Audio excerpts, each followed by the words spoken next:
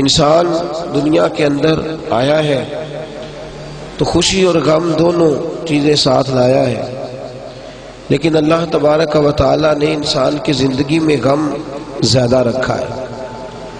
اور اگر اس بات کو مزید کھول کر آسان کیا جائے تو یوں سمجھ لیجیے کہ اللہ نے اپنے بندوں کے لیے غم کو پسند فرمایا ہے، اس نے تکلیف کو اپنے بندوں کے لیے پسند فرمایا ہے۔ وہ بندہ مومن کو آزمائش میں مبتلا کرتا ہے، پھر ایک تو اس آزمائش کی برکت سے اس کے گناہوں کو معاف فرما دیتا ہے۔ میرے نبی پاک صلی اللہ تعالی علیہ وسلم نے فرمایا، مومن کو جو بھی تکلیف پہنچتی ہے، مومن کو جو بھی تکلیف پہنچتی ہے، فرمایا اس کے وجود میں درد ہو، اسے کوئی مرض ہو، اسے کبھی مالی طور پر کسی تنگی کا سامنا ہو، اسے کوئی غم لاحق ہو، یہاں تک کہ ترمذی شریف میں فرمایا کہ اسے تھکاوٹ بھی ہو جائے یا اس کے پیر میں کانٹا بھی چبھ جائے تو اللہ پھر بھی اس کے گناہوں کو معاف فرما دیتا ہے۔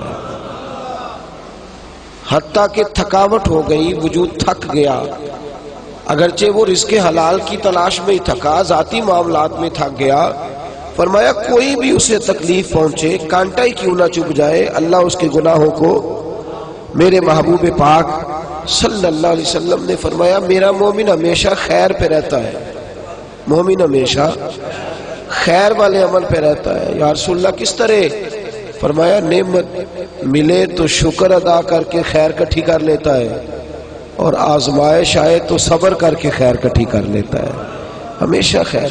ہم لوگ گھبرائے ہوئے سے ہیں، مایوس سے ہیں، پریشان سے۔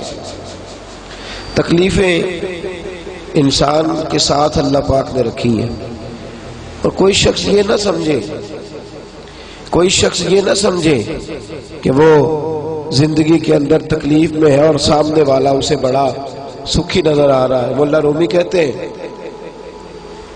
ایک شخص حضرت موسیٰ کلیم کے زمانے میں کہنے لگا ساری دنیا سکھی ہے، میں اکیلا ہی دکھی ہوں، سارے ٹھیک ہیں میں ہی صرف پریشان ہوں۔ تو آپ فرماتے ہیں اس کی حضرت خضر علیہ السلام سے ملاقات ہو گئی تو جناب خضر کہنے لگے جو بندہ تجھے دنیا میں بڑا سکھی نظر آتا ہے اس پر ہاتھ تو رکھ ذرا، جو تجھے سب سے سکھی نظر آتا ہے۔ یہاں ہر آدمی کے ساتھ آزمائشیں، ہر آدمی کے ساتھ آزمائشیں۔ غریب شہر تو فاقوں سے مر گیا، لیکن غریب شہر فاقوں سے مر گیا، لیکن امیر شہر نے ہیرے سے خودکشی کر لی۔ یہاں تو سارے آزمائش میں مبتلا ہیں، سارے درد اگرچہ جان کو ذل ہے، کیا کریں کہ دل ہے، غم عشق اگر نہ ہوتا تو غم روزگار ہوتا، دکھ تو کوئی نہ کوئی رہے گا، چلو عشق کا روگ نہیں پالو گے تو روٹی کا روگ لگ جائے گا، یہاں رہنا تو ہے کسی نہ کسی چیز۔ تو جناب خضر کہنے لگے جو بڑا سکھی ہے تو اس پہ ہاتھ رکھ، توجہ ہے آپ حضرات کی میری بات پر، جو بڑا سکھی ہے نا جناب اس پر ہاتھ رکھ۔ ایک سنار تھا، بڑا مال، بڑی دولت، بڑی جائیداد، 3-4 جوان لڑکے، بڑا کچھ، نوکر چاکر، آنا جانا، لنگر خانے، بڑی معاملات۔ جب وہ کہنے لگا، وہ شخص کہنے لگا حضور یہ بڑا سکھی ہے، مجھے اس جیسا بنا دے، یہ آسان ہے۔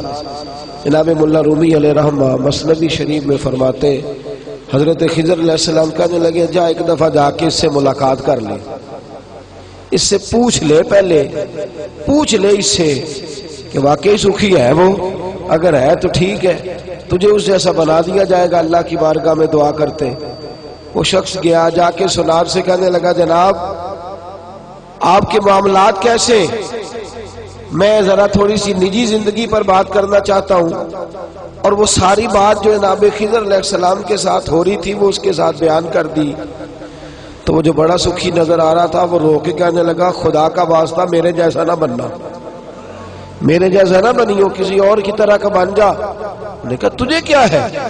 اس نے کہا یہ جو تجھے اٹھتے چلتے آتے پھرتے لڑکے نظر آ رہے ہیں ان میں سے میرا ایک بھی بیٹا نہیں، میں تو بے اولاد ہوں، یہ کوئی میں نے بہن سے لیا ہے، کوئی بھائی سے لیا ہے، کوئی کہیں سے لیا ہے، میرے گھر کے اندر کھانے کو بڑا کچھ ہے پر کھانے والا کوئی بھی نہیں.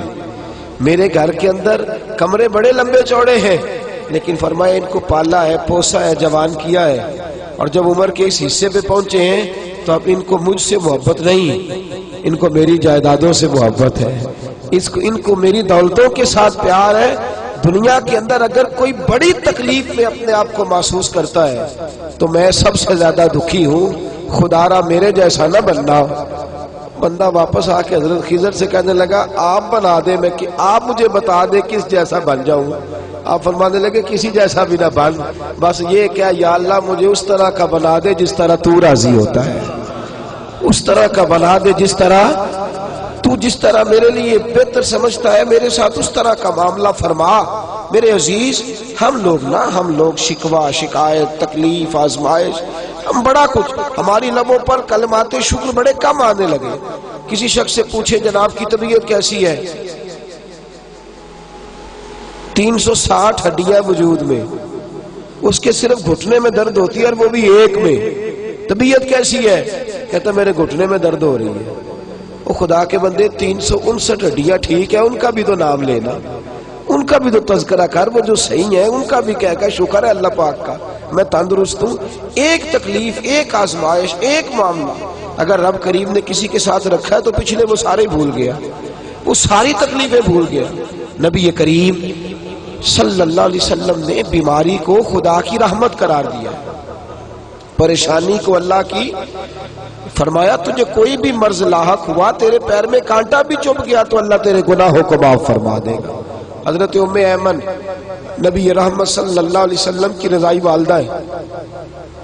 ایک دن سرکار دو عالم صلی اللہ علیہ وسلم سے ملاقات ہو گئی تو محبوب پاک صلی اللہ علیہ وسلم نے کہا اماں جی طبیعت کیسی ہے؟ تو کہنے لگی اللہ بھلا نہ کرے بخار کا، میری تو جان چھوڑتا ہی نہیں، اللہ اس کا بھلا نہ کرے، اس میں برکت نہ کرے، میری تو جان ہی نہیں چھوڑتا، ہمہ وقت مجھے چمٹا رہتا ہے، میرا بخار ہر وقت میرے ساتھ رہتا ہے. تو محبوب پاک صلی اللہ علیہ وسلم نے فرمایا اماں بخار کو برا نہیں کہتے، یہ تو جب بھی آتا ہے بندے کے گناہوں کو لے کر کے چلا جاتا ہے، اس کو برا نہیں کہتے. حضرت انس بن مالک فرماتے حضور کو اتنی تیز بخار ہوتا تھا کہ میں حضور کریم صلی اللہ علیہ وسلم کے سامنے کھڑا نہیں ہو پاتا، دور دور تک تپش محسوس ہوتی تھی، اتنا تیز بخار ہوتا. میں عرض کرتا یا رسول اللہ اتنا تیز بخار؟ تو محبوب فرماتے مجھے اللہ بخار بھی 2 آدمیوں کے جتنا عطا فرماتا ہے، 2 لوگوں جتنا مجھے بخار دیتا ہے رب کریم، 2 لوگوں جتنا. یا رسول اللہ کیوں؟ تو حضور نے فرمایا اس لیے کہ اللہ مجھے اجر بھی ڈبل ہی عطا فرمانا چاہتا ہے، ڈبل اجر.